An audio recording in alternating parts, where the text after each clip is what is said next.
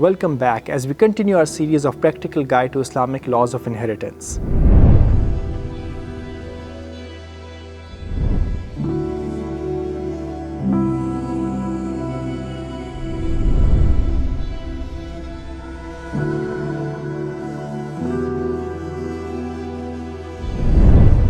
Ali died September 4th many years ago, and no one distributed his property, and now you are distributing the property. Then it's important to know that, as I said before, that when we are trying to figure out who was alive or who are the relatives, we go back in time and see who was alive at the time of death. But now, how do we assess the value of the property?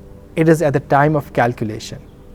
Of course, if I go back all the way these many years and I can say, well, this land costed this much at that time, or the car costed this much, or the laptop or the MacBook he had costed this much.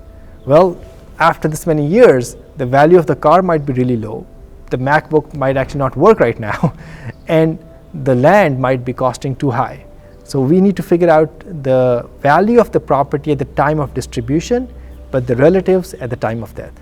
Okay? So Ali will have to face a similar scenario, that the total worth of his property is 100,000, but that's right now, not at the time of his death. At the time of his death, his relatives were mother, wife, 2 sons, 3 daughters, maternal sister, and 2 paternal brothers. So let's figure it out. We enter his name, his date of death, and his distributable wealth. Then we will put down the list of relatives: wife, mother, sons, daughters, maternal sister, paternal brother. We go to table 1 to figure out the share of the wife. You only see 2 scenarios. Did Ali have children, or does Ali not have children? And of course Ali had children, so wife gets 1/8 and we put it down. Then we look at mother and we see that she meets the first criteria because there are children present, so mother will get 1/6 and we put it down. Then we go to sons and we don't find son in table 1. We go to daughters and we find daughters. She will only get a share if there is no son alive or there is no son present. So we are not going to give anything to the daughters from table 1 right now.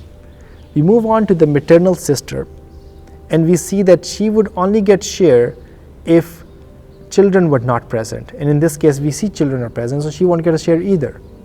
And then we go on to paternal brother, and we don't find paternal brother in table 1. So we are basically done by assigning these 2 shares of wife and mother over here. The denominators we are dealing with are 8 and 6, and the common multiple over here would be 24. So the total denominator now becomes 24. 1/8 becomes 3 out of 24, and 1/6 becomes 4 out of 24. We have distributed 7 parts of the pizza.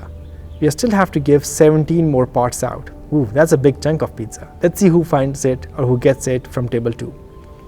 So in table 2 we see the first thing that comes up is son, and with that we also see daughter right under it, an annotation that tells us that in this scenario the males and females are going to get 2:1. So now we need to figure out how do we distribute this 17 among 2 sons and 3 daughters. The principle is the same, that the males are getting twice as females, so let's multiply the number of males by 2. So 2 multiplied by 2 is 4, and then add it to the number of daughters, which is 3. So 4 plus 3 is 7. So we have to make 7 parts of 17. Now we can divide it with the calculator and get a ratio or a fraction with some decimals. Or what we can do is we multiply the whole column by 7 to keep the numbers in whole numbers.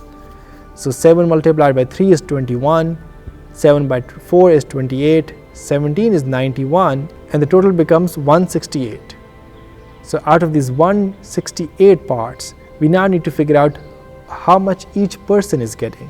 Of course, there's 1 wife, and let's say if Ali had more than 1 wife, then we would have given the 1/8 and divided it into his multiple wives. But in this case, this is 1 wife, so we'll give 21 to her, 28 to the mother, and now 91 is the total for brothers and sisters. The value of each share is 17, and we know that the sons will get 2 shares and the daughters will get 1.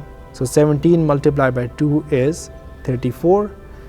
Each son will get 34 and each daughter will get 17, and this is how we're going to distribute the 168 shares. And then the next step, you can see how you can just calculate the actual amount by multiplying that fraction with the total distributable amount, which in this case is $100,000, and you have all the pizza distributed and people are licking their fingers. They're happy. So this is how we're going to calculate these cases. It's going to be simple, it's going to be fun, it's going to be easy.